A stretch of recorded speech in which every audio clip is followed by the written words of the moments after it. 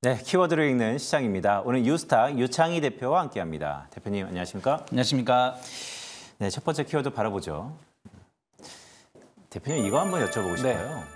모멘텀이 없는 우리 증시인데요. 네. 대표님 개인적으로 좀 기대하고 있는 이벤트와 모멘텀이 있습니까? 저는 사실은 뭐 내일 엔비디아도 중요하겠습니다만은 결국에는 이제 9월 FOMC가 제일 중요하지 않을까 생각 좀 하고 있습니다. 그래서 지난 5월 달이었죠. QT를 월간 600억 달러에서 250억 달러로 줄였고 이번에 QT를 아예 이제 없애야 되겠죠. 왜냐면 금리 인하를 하는데 QT를 계속 진행한다는 건 조금 맞지 않는 게 있으니까요. 그래서 금리 인하하고 뭐 QT가 이제 아예 제로가 된다라면 시장은 조금은 뭐 그 이후에 좀 긍정적으로 해석될 수 여지가 있다 생각하고 있고 사실은 지금이 어떻게 보면 우리나라 같은 경우는요, 꼭 미국 증시가 아니라고 하더라도 한 2주 정도는 시장이 모멘텀이 없는 시기입니다. 왜 그러냐면 9월달 추석이 있기 때문에. 그러니까 항상 우리나라는 설과 추석 그 명절 그 앞두고서는 사실은 거래량이 많이 줄어드는 흐름들이거든요. 그렇기 때문에 저는 이제 9월 FOMC 그리고 또 이게 또 추석 기간에 9월 FOMC가 있기 때문에 좀 주식을 그 전보다는 조금 더 가지고 가기보다는 좀 현금을 조금 더 챙기시려는 분위기가 있지 않을까 생각을 좀 하고 있습니다. 그리고 나서 이제 그런 부분이 다 해결이 되면 한 9월 중순 이후부터는 또 3분기 실적에 대한 어떤 기대감들이 주가에 긍정적인 영향을 주지 않을까 생각을 좀 하고 있습니다. 네, 오늘 유창희 대표 오신다 그래갖고 제가 이거 여쭤보고 싶었어요, 사실.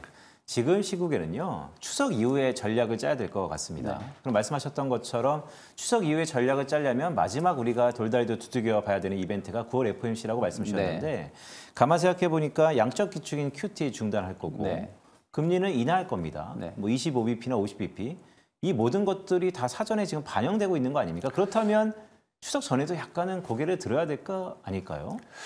근데 이제 일단은 그래도 이제 또 다음 주에 고용 지표도 있고요. 그러니까 어쨌든 이제 FOMC 전까지 뭐 고용 지표라든지 여러 가지 이제 지표가 좀 월말 월초에 또 쏟아지는 부분들이 좀 있다 보니까 명확하게 방향을 잡기는 쉽진 않을 것 같다 생각하고 있어요. 물론 예를 들어서 내일 이제 새벽이죠, 우리나라 시간으로 엔비디아 실적이 정말 예상치 이상으로 뭔가 퍼포먼스를 보여준다라면 그것만 가지고도 반도체 중심으로 해가지고 상당 부분 상승이 나와주면서 증시에는 긍정적인 영향을 줄 수 있을까 생각을 좀 하고 있지만 아직 이거는 뭐 뚜껑 열어봐야 되는 부분들이기 때문에 여기에 우리가 먼저 주식을 공격적으로 살기에는 좀 부담스럽지 않을까 판단하고 있습니다.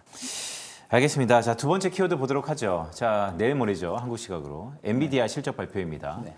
참 과거에 학창시절에 공부할 때 보면 이런 것 같습니다. 잘 못하다가 공부 한번 잘하면 많은 박수갈채를 받는데 계속해서 1등 하다가 너 다음 시험 어떻게 볼 거야? 라고 하면 그처럼 부담스러운 건 없죠. 그쵸. 엔비디아의 젠슨 왕이 딱 지금 그 위치인데 실적 좋을 것 같습니다. 하지만 시장의 눈높이가 너무 높아졌거든요. 눈높이를 해소하는 방법은 없습니까? 주가가 꼭 내려가야지 눈높이가 해소될까요? 근데 사실은 그러니까 우리가 이제 엔비디아 실적에 대해서 계속해서 우리가 분기별로 전망을 하는데 길게 본다라면 뭐 엔비디아 실적은 그러니까 그 성장은 계속 이어질 거라 생각 좀 하고 있어요. 그러면서 주가는 약간의 부침 현상은 있겠지만 상승세가 좀 유지될 거라 좀 보고 있지만 어찌 되었든 이제 당장에는 이제 분기 실적에 집중할 수밖에 없는 부분들이기 때문에 이번에 이제 결국에는 이제 블랙엘 관련해 가지고 이제 발언을 하겠죠. 그래서 지금 뭐 그 부분에 대한 또 불확실성이 좀 해소가 될 수 있는지 없는지가 좀 중요하지 않을까 생각하고 있습니다. 알겠습니다. 그럼 유창희 대표님이 바라보는 엔비디아 실적 발표, 다른 것들 말고 이거 하나는 내가 꼭 유심 있게 이 멘트가 나온다면 매우 긍정적으로 반응할 수 있다라고 보는 포인트가 있을까요?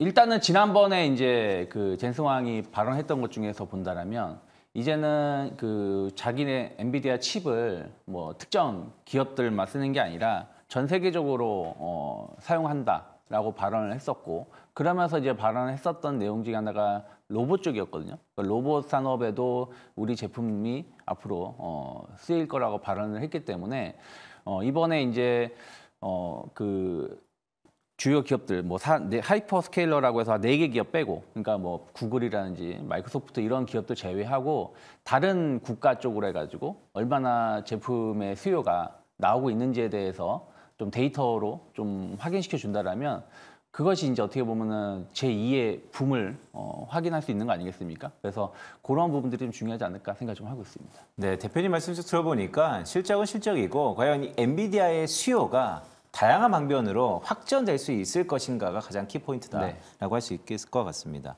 자, 마지막 키워드 보죠. 시계를 국내로 돌려보겠습니다.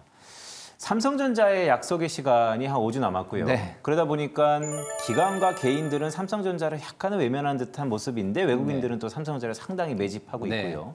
그리고 최근 들어서 또 삼성전자와 SK하이닉스의 외국인들의 또 수급의 향방이 좀 갈리는 것 같고. 자, 약속의 땅인 9월 그 시기에 삼성전자에 대한 모멘텀은 분명 살아있는데 뭐 혹자는 이렇게도 얘기합니다. 그것조차 없었으면 7만 전자 깨졌다라는 얘기까지 있어요. 자, 삼성전자와 SK하이닉스 오래된 얘기긴 하지만 한번 비교 오랜만에 해볼까요? 뭐 사실은 최근에 주가 흐름을 본다라면 상대적으로 이제 삼성전자는 조금 안정적인 모습을 좀 보여주고 있고 하이닉스는 약간 주가 변동성이 좀 크게 나오고 있습니다. 지난번에 15만 원까지 하락을 했다가 20만 원까지 반등치고 다시 지금 17만 원 때까지 하락을 해 있는 상황이니까요. 근데 삼성전자 같은 경우는 지난번에 7만 원 초반 때까지 급락은 나왔지만 이제 다시 한번 반등 주고 나서 옆으로 좀 횡보하고 있는 것이 아닌가 생각 좀 하고 있는데요. 결국에는 이제 아무래도 이제 하이닉스가 엔비디아 영향을 제일 크게 받기 때문에 약간 엔비디아에 대한 불안감들이 좀 매도 물량을 나왔다 생각하고 있어요. 근데 삼성전자 같은 경우는 사실은 엔비디아에 공급하고 있는 건 HBM은 없지 않습니까? 그래서 그런 부분들에 대해서는 상대적으로 이제 덜 영향을 받고 있는데 하지만 또 이제 막상 엔비디아 실적이 정말 예상했던 거 이상의 좋은 흐름들 보여준다. 혹은 뭐 예상보다 조금 못 미친다고 하더라도 좋게 실적 나올 거라고 보고 있기 때문에 하이닉스는 오히려 이제 주가가 약간 조정이 나오더라도 반등 국면으로 갈 수 있지만 삼성전자 같은 경우는 결국에는 HBM3E가 지금 이제 이번 달이나 다음 달 초에 통과를 해야 되는데 이게 이제 물론 내일 그런 거에 대해 엔비디아 쪽에서 통과한다라는 발언을 해준다라면 상당히 좋은 거지만 만약 그런 게 없다라면 아무래도 삼성전자 쪽은 주가가 쉽게 오르기는 좀 어렵지 않을까 판단을 좀 하고 있습니다. 그리고 레거시 반도체 쪽에 대한 어떤 가격 상승이 좀 이어지고 있지만 사실 지금 좀 조심스러운 거는 갑작스럽게 워낙 강세가 이제 8월 1일부터 진행되었기 때문에 그러면은 이제 3분기 에서 한 2달이 워낙 강세로 인해서 수익이 좀 줄어들 수 있는 부분들이 좀 있거든요. 그래서 그런 부분들도 약간의 주가 상승은 좀 걸림돌이 될 수 있지 않을까 판단하고 있습니다. 네, 말씀 주셨던 것처럼 또 3분기에는 공교롭게 또 워낙 강세니까요. 실적 부분에서는 긍정적인 효과보다는 좀 더 마이너스 효과가 있을 것 같다라는 생각도 들고 대표님 말씀 쫙 들으니까 이번 엔비디아의 실적 발표에 삼성전자의 기보유자 주주분들은 상당 부분 이 엔비디아의 추가적인 HBM의 활로가 삼성전자와 어떻게 연계되어 있는지를 찾으려고 좀 혈안이 될 거다라는 생각도 개인적으로 좀 드네요.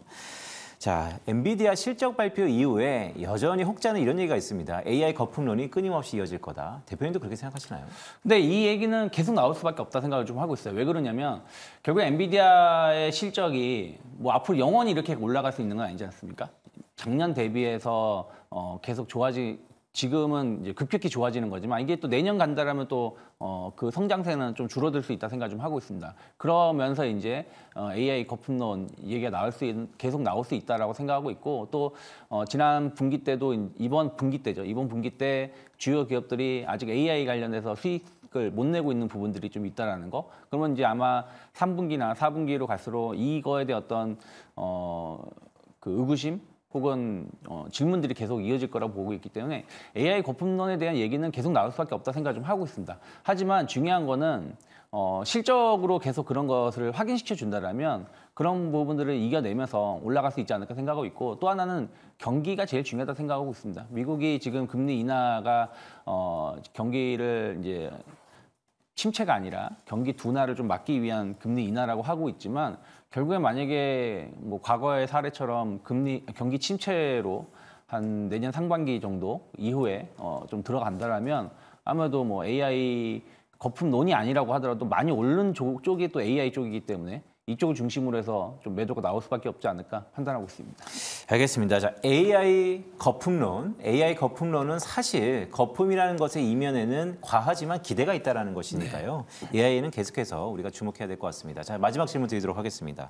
자, 그렇다면 국내 반도체 기업, 뭐 대형주, 소부장, 밸류체인 상에서 수많은 이런 섹터, 종목들 중에서 바이앤홀딩 전략을 가야 되는가 아니면 추가적으로 매수해야 되는가 어느 쪽에 좀 더 가닥을 잡아야 될까요? 저는 하이닉스 같은 경우는 여기서 조금 더 조정이 나온다 그러면 일단은 뭐 매수해 볼 수 있는 또 다른 기회가 아닐까 생각을 좀 하고 있고요. 중요한 건 중소형주인 것 같아요. 중소형주들이 사실은 2분기 실적이 좋았음에도 불구하고 주가가 움직임이 못 나왔는데 어쨌든 이번에 이제 엔비디아 이슈가 좀 있는 걸 여전히 본다라면 어쩔 수 없이 HBM 쪽을 봐야 된다 생각을 하고 있습니다. HBM 시장은 계속해서 커질 수밖에 없는 부분들이다 보니까 지금 약간의 조정이 나온다고 하더라도 결국에는 시장 자체가 커지는 거에 대한 어떤 기대감도 계속 가져갈 수 있고 또 이제 저는 특수 소재 쪽에서 좀 강점을 갖고 있는 기업들 그리고 이제 캐파를 결국엔 다 늘릴 거라 생각 좀 하고 있어요. 지금 투자를 계속 이제 공장 같은 경우도 좀 빠르게 완공을 하려고 하고 있으니까 그럼 또 이제 전공정 관련된 기업들도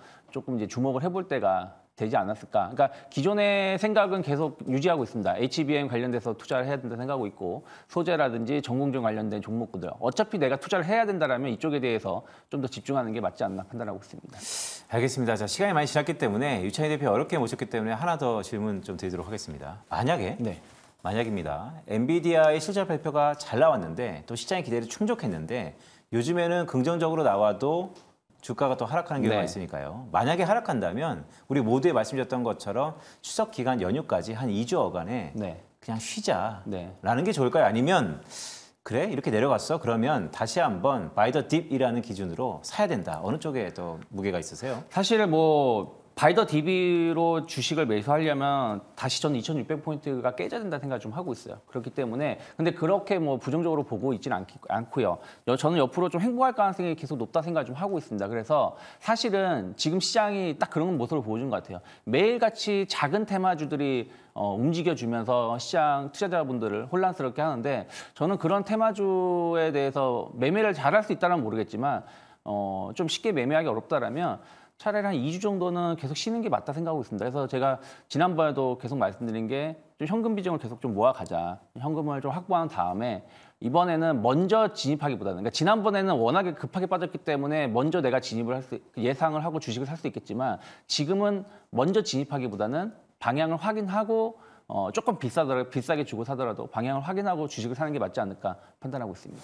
알겠습니다. 자, 추석 어감까지 유창희 대표는 공세보다는 수세다라는 말씀을 주셨습니다. 오늘 유스타 유창희 대표와 함께했습니다. 대표님 고맙습니다. 고맙습니다.